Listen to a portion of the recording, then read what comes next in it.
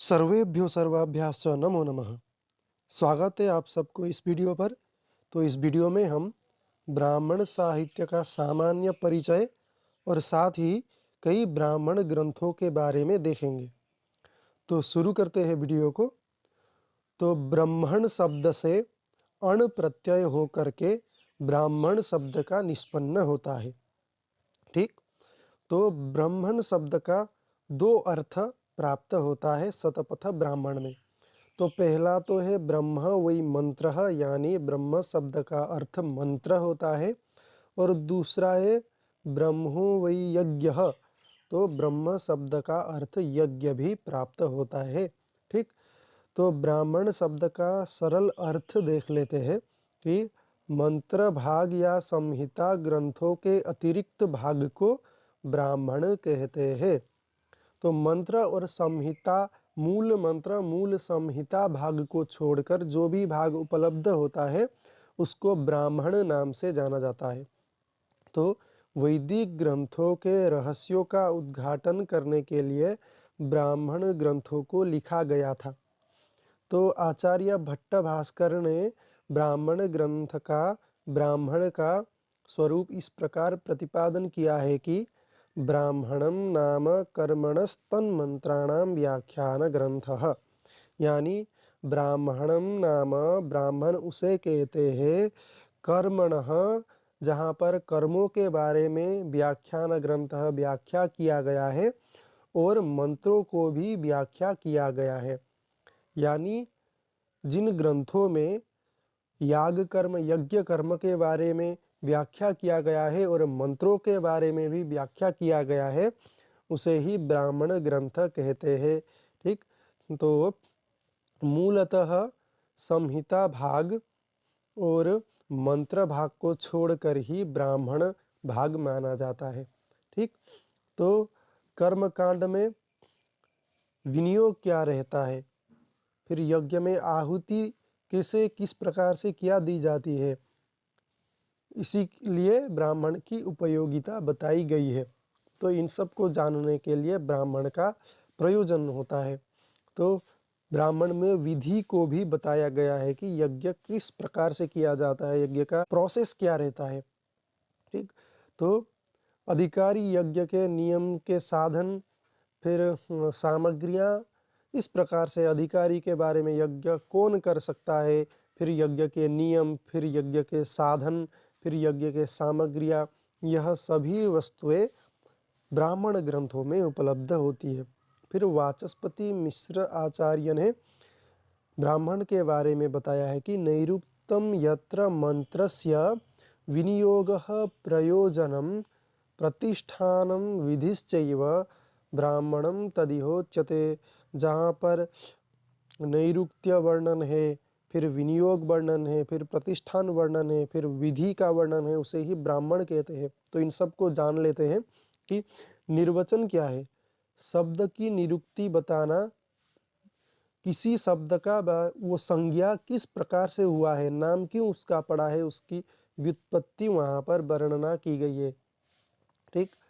तो निरुक्त में पाया जाता है कि गौरीति पृथिव्या नामधेयम यद्दूरंगता भवति यच्च अस्याम भूतानि गच्छ, इस प्रकार से कारण बताकर उसका नाम क्यों संज्ञा क्यों पड़ा है गौ, उसको बताया गया है। इसी प्रकार ब्राह्मण में भी सबसे पहले मंत्र के शब्दों का निर्वचन किया गया है। तो विनियोग, यज्ञ में किस विधि का या किस मंत्र का पाठ किया जाएगा उसके बारे में भी बताया गया है। प्रतिष्ठान यानी अर्थवाद को ही बताया गया है। तो अर्थवाद क्या है, प्राशस्त्य निंदान्यतर परम वाक्यम अर्थवादः, यानी विषयों की प्रशंसा और निंदा करना ही अर्थवाद कहलाता है। तो विधि है यज्ञ का विस्तृत वर्णन, यज्ञ किस प्रकार से किस स्वरूप में किस प्रोसेस से किया जाता है। ठीक। तो ब्राह्मण ग्रंथों के प्रतिपादित विषयों को 10 प्रकार से बताया है सबर स्वामी नामक आचार्य ने। ठीक। तो यह मीमांसा के आचार्य हुए हैं। तो हेतुर निर्वचनम निंदा प्रशंसा संशयो विधि परक्रिया पुराकल्पो व्यवधारण कल्पना उपमानम दशैते तु विधयो ब्राह्मणस्य तो, इस प्रकार से बताया गया है। तो ब्राह्मण के कई रचयिता आचार्य हुए हैं। उनमें से कौशितकी, भारद्वाज, याज्ञवल्क्य, सांख्यायन, ऐतरेय, बाष्कल, साकल, गार्ग्य, शौनक, आश्वलायन, इस प्रकार से आचार्य हुए हैं। ठीक, तो देखते हैं अभी ब्राह्मण ग्रंथों को। तो ऋग्वेद के सबसे पहले ब्राह्मण ग्रंथ देखते हैं। तो ऋग्वेद के ब्राह्मण ग्रंथ दो उपलब्ध होते हैं, ऐतरेय ब्राह्मण और सांख्यायन या फिर कौशितकी ब्राह्मण। ठीक, तो ऐतरेय ब्राह्मण के रचयिता है ऐतरेय महिदास और कौशितकी ब्राह्मण के रचयिता है कौशितकी ऋषि। तो यजुर्वेद के ब्राह्मण देखते हैं। तो यजुर्वेद के दो भाग है, आप सबको मालूम ही है। अगर पिछले वीडियो मेरा नहीं देखा है तो जाकर देख लीजिए, वहाँ पर ऋग्वेद, यजुर्वेद, सामवेद, अथर्ववेद सभी के बारे में अच्छे से वर्णना किया गया है। तो देखते हैं सबसे पहले शुक्ल यजुर्वेदीय ब्राह्मण को, जो कि है शतपथ ब्राह्मण, जिसके आचार्य है याज्ञवल्क्य। फिर देखते हैं कृष्ण यजुर्वेदीय ब्राह्मण, तैत्तिरीय ब्राह्मण, जिसके आचार्य तितिर है। ठीक, तो देखते हैं सामवेद के ब्राह्मण। सामवेद के कई ब्राह्मण प्राप्त है। किन्हीं आचार्यों ने 8 ब्राह्मण माना है और किन्हीं आचार्यों ने 9 ब्राह्मण माना है।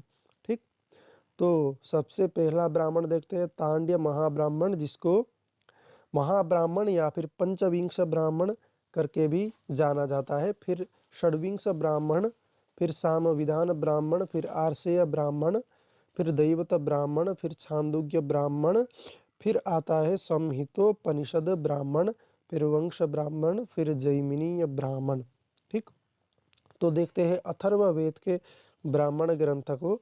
अथर्ववेद में केवल एक ही ब्राह्मण ग्रंथ प्राप्त होता है, जो कि गोपथ ब्राह्मण है, उसके ऋषि है गोपथ ऋषि।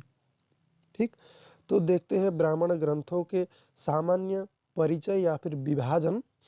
तो सबसे पहले देखते हैं ऋग्वेद का जो ऐतरेय ब्राह्मण है, जिसके रचनाकार है ऐतरेय महिदास, उसमें कुल 40 अध्याय प्राप्त होती है और 8 पंचिकाएँ उपलब्ध होती है।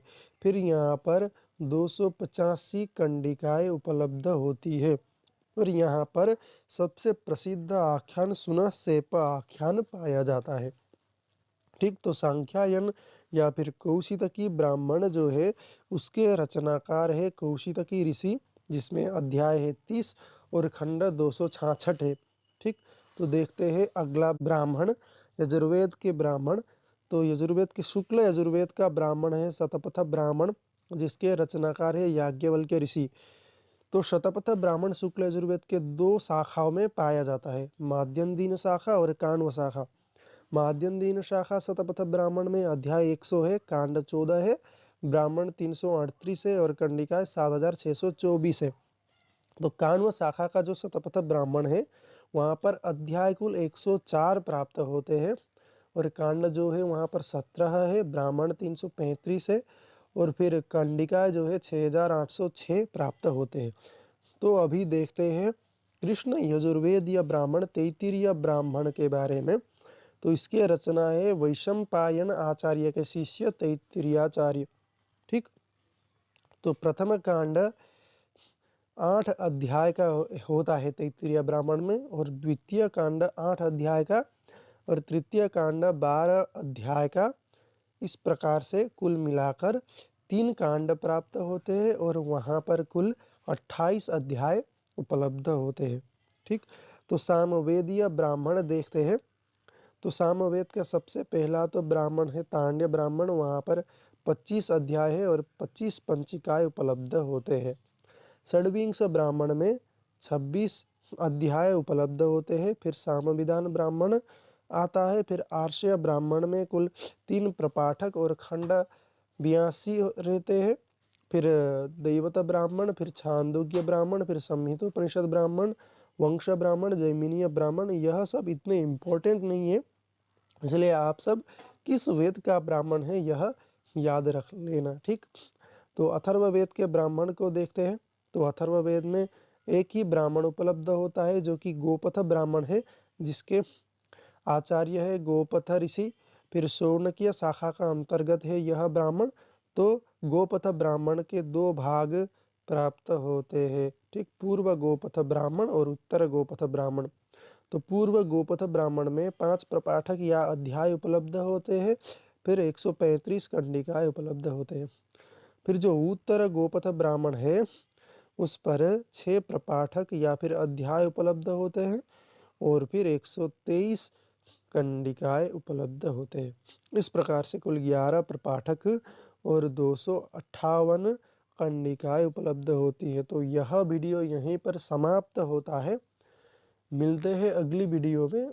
और अगर पुराने वीडियोज़ आपने नहीं देखा है तो वेदों के बारे में अच्छी प्रकार से चर्चा किया गया है, आप जाकर देख सकते हैं। तो मिलते हैं अगले वीडियो में, तब तक के लिए धन्यवाद। नमो नमः।